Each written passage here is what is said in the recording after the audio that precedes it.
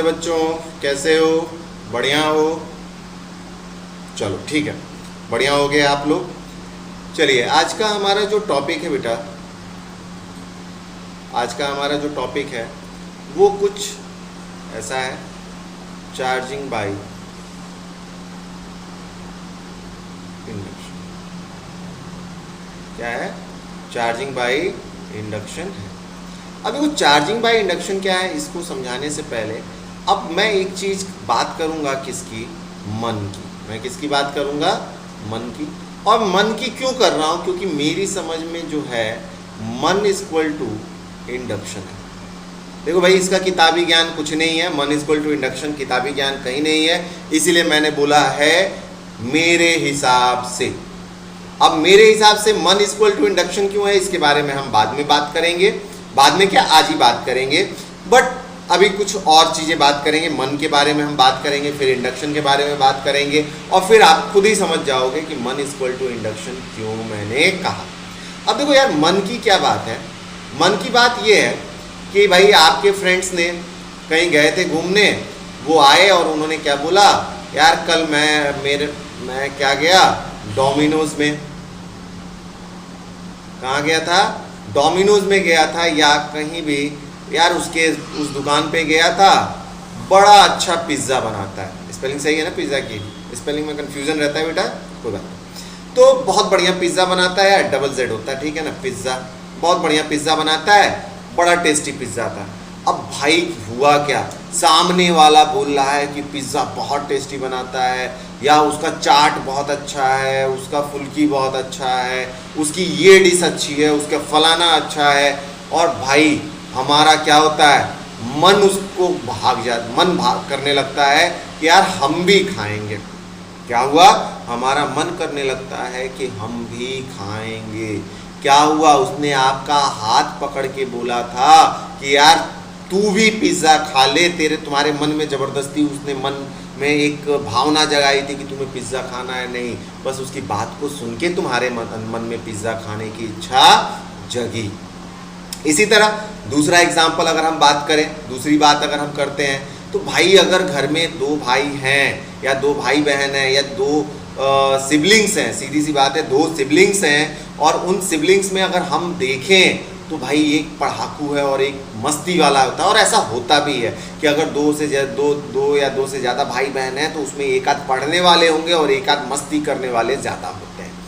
अब वो पढ़ने वाला, भाई संडे का दिन है, सुबह सुबह उठे, या उठे नहीं, सुबह तो तुम लोग उठते ही नहीं हो यार, संडे के दिन क्या करते हो, 9, 10, 11, 12 बजे तक सोने का मन करता है। बट भाई तुम 8 बजे जैसे हल्की सी आँख खुली, क्योंकि नींद खुलती रहती है, आँख खुली, आप देख रहे हो आपका भाई उठ गया है, मम्मी पापा बड़े खुश हैं उस पर, आप भी मजबूरी में उठते हो कि अरे यार उठना ही पड़ेगा, उठ गए।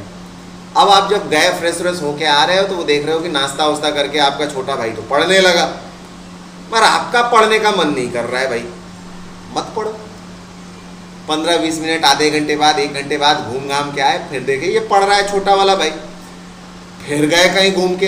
भाई इवेंचुअली हुआ क्या कि जब आप एक टाइम आता है 12, 1, 2, 3, ढाई बजे के बाद, 2:30-3 के बाद क्या होता है कि एग्जैक्टली का एक मन में आता है यार कि अब घर वाले डांटने लगेंगे। क्यों? क्योंकि देखेंगे कि वो सुबह से पढ़ रहा है और मैं घूम रहा हूँ, तो भाई डांट पड़ ही जानी है। या आपके पड़ोसी में भाई जो बोलेंगे कि सर ऐसा है, मेरा तो कोई भाई है नहीं, मैं सिंगल हूँ, तो भाई उनके साथ भी होता है, पड़ोसी में कोई ना कोई ऐसा लड़का मिल जाता है वो जो दिन रात पढ़ता है, और सुबह से लेकर शाम तक वो बाहर गेट पे ही बैठ के पढ़ता रहता है। जब भी आपके पापा इधर से उधर से गुजरते हैं, देखते हैं कि अरे वो तो पढ़ रहा है। तो अब क्या हुआ, उसको पढ़ता हुआ देख देख कर आपके मन में ये चीज होने लगती है कि यार अब पढ़ लेते हैं, अब किताब उठा लेते हैं, नहीं तो घर वाले हमें क्या करेंगे, अच्छी सी डांट या तो मार लगा देंगे। अब यहाँ पे भी क्या हुआ, आपने पढ़ना शुरू कर दिया, क्या करके? देखा देखी, यानी आपने जो काम किया, इस बार जो काम किया, क्या किया? देखा देखी। देखो भाई, तो यहां से मैंने एक चीज निकाला निष्कर्ष, क्या निष्कर्ष निकाला कि मेरे हिसाब से मन जो है इक्वल है इंडक्शन के, और इंडक्शन इक्वल है देखा देखी के। यानी देखा देखी का मतलब क्या कि जब कोई हमने क्या किया, किसी और को कोई काम करते हुए देख के जब हमारा भी मन कर जाए उसी काम को करते हुए बिना किसी के प्रेशर के, तो वो काम हमारा क्या होता है, देखा देखी होता है भाई। और क्या इसके अलावा भी कुछ होता है क्या?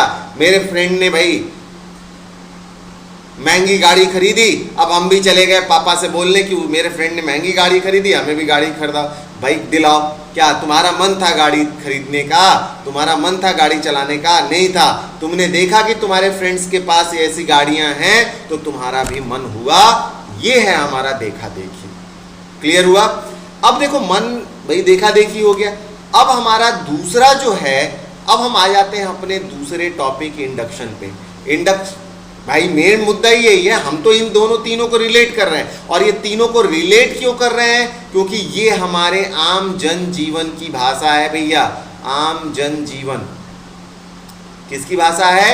आम जन जीवन की भाषा है। किसकी भाषा है? आम जन जीवन की भाषा है। और आम जन जीवन की भाषा हम प्रतिदिन अपने लाइफ में सफ़र करते हैं, देखते हैं, सुनते हैं। तो अगर इन चीज़ों को हम इनसे रिलेट कर दें तो हमें डिफिनीशन रटने की ज़रूरत नहीं पड़ेगी, हमारे दिमाग पे एक्स्ट्रा बोझ नहीं आएगा। हम बस इनसे को रिलेट कर लेंगे तो हमारा काम हो जाएगा। तो इंडक्शन का मतलब क्या होता है अगर हिंदी करें इसकी, तो होता है प्रेरण। अब प्रेरण का मतलब क्या हुआ? प्रेरित। प्रेरण का मतलब क्या हुआ? प्रेरित। प्रेरण जो बना है किससे बना है? प्रेरित से बना। और प्रेरित का मतलब क्या? वही भाई देखा देखी। किसी और को देख के तुम भी प्रेरित हो गए, तुम भी मोटिवेट हो गए कि तुम्हें भी ये काम करना है। तुम्हारा क्लासमेट क्या कर रहा है, कोई 100 आउट ऑफ 100 पा रहा है, तुम्हारे घर वालों ने बड़ा ताना मारा, तुम्हारे अंदर भी इच्छा जागी उसको देख के कि यार अब मैं भी 100 आउट ऑफ 100 लाऊंगा। ये है प्रेरित। और यही इंडक्शन आपका यहां भी मतलब रखता है, चाहे वो फिजिक्स में हो, चाहे वो आपके आम जनजीवन में हो। और इस तरह से अब इंडक्शन की अगर हम बात करें तो इंडक्शन क्या होता है? इंडक्शन सीधी सी भाषा में बोले, when a body acquire the properties of another body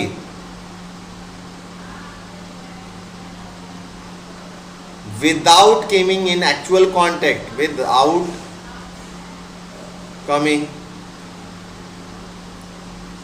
actual contact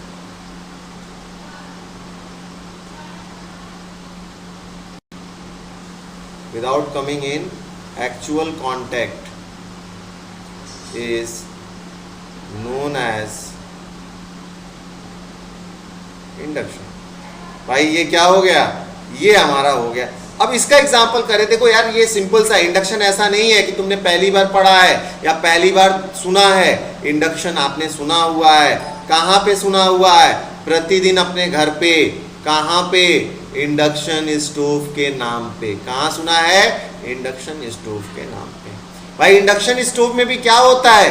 नीचे हमारा क्या होता है? ऐसे कॉइल लगे होते हैं। क्या होते हैं? इंडक्शन क्या होता है? यहाँ पे हमारे कॉइल लगे हुए हैं, यहाँ पे हमने एक बर्तन रख दिया है, ऐसे ही होता है ना।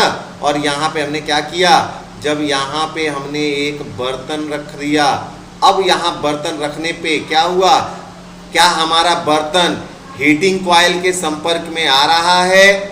हीटिंग कॉइल के संपर्क में आ रहा है? नहीं आ रहा है भाई, क्योंकि यहाँ पे एक नॉन कंडक्टिंग मटेरियल, क्या है? नॉन कंडक्टिंग बॉडी या कंडक्टिंग मटेरियल का एक बॉडी, नॉन कंडक्टिंग बॉडी लगी हुई है। और वो नॉन कंडक्टिंग बॉडी कौन सी है?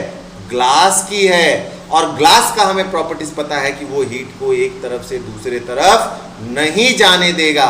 और आपने भी देखा होगा कि जैसे ही बर्तन गर्म हो गया है, बर्तन यानी जो आपका कंटेनर है वो तो गर्म हो गया है, हीट हो गया है, बट नीचे वाला यानी ये ग्लास सरफेस थोड़ा सा भी हीट नहीं हुआ होता है, या इस पे हीट होता ही नहीं है।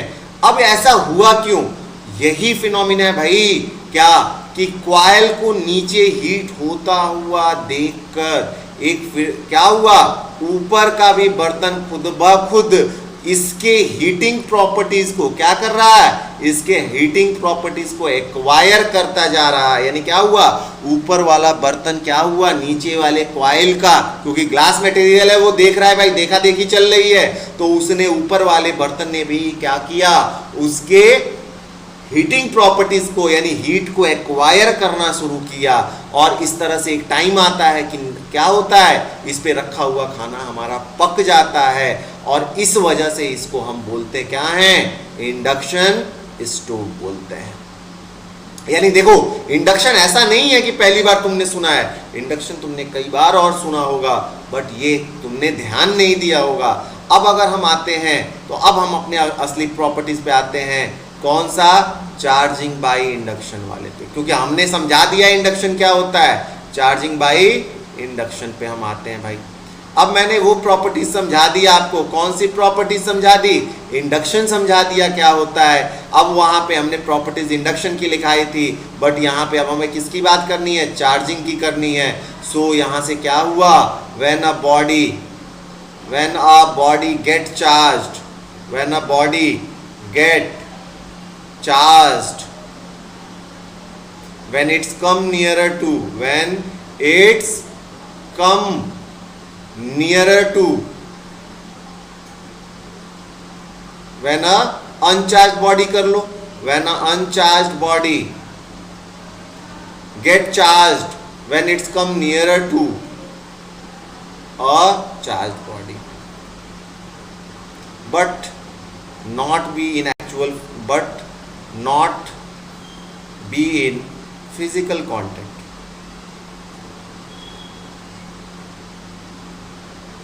यानी क्या हुआ कि जब एक बॉडी, अनचार्ज बॉडी दूसरे अनचार्ज बॉडी के नजदीक आने पे क्या हुआ, चार्ज हो गया, बट क्या हुआ, वो फिजिकल कांटेक्ट में नहीं आया। यानी देखो, नियर का मतलब कुछ लोग बोल सकते हैं नियर में सर फिजिकल कांटेक्ट में आ सकता है, तो मैंने यहाँ क्लियरली लिख दिया क्या, कि फिजिकल कांटेक्ट में नहीं आना है, बस वो नजदीक ही आएगा तो दूसरी बॉडी भी क्या हो जाएगी, चार्ज हो जाएगी।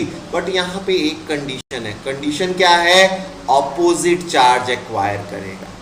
क्या करेगा, ऑपोजिट चार्ज एक्वायर करता है, क्या करता है, अपोजिट चार्ज एक्वायर करेगा। क्या करेगा, अपोजिट चार्ज एक्वायर्ड हमारा करता है। क्लियर हुआ। यानी हम मान लो क्या हुआ, हमने, हमारे पास एक चार्ज बॉडी था, हमारे पास क्या था, एक चार्ज बॉडी था, और हमारे पास एक यहाँ पे अनचार्ज बॉडी है। क्या हुआ हमारे, सॉरी यार, अनचार्ज है ना, क्या है हमारे पास बेटा, अनचार्ज बॉडी है। अब इस अनचार्ज बॉडी को हमने क्या किया, इसके नजदीक ले आए। अब नजदीक ले आने का मतलब क्या हुआ भाई, हम इसके कुछ नजदीक ले आए, बट इनको कांटेक्ट नहीं किया, यानी एक दूसरे के संपर्क में, फिजिकल कांटेक्ट में नहीं लाए। तो हमने क्या देखा कि इसकी वजह से, यानी इस पे जो चार्जेस थे, वो चार्जेस यहाँ पे क्या हुआ, इसने भी एक्वायर कर लिया। क्या कर लिया, इसने भी एक्वायर कर लिया। बट अगर यहाँ पॉजिटिव है तो यहाँ पे जो चार्ज एक्वायर्ड हुआ या इसने जो चार्ज गेन किया, वो चार्ज कौन सा है, निगेटिव चार्ज गेन किया। पॉजिटिव का निगेटिव और निगेटिव का ये क्या करेगा, पॉजिटिव चार्ज करेगा।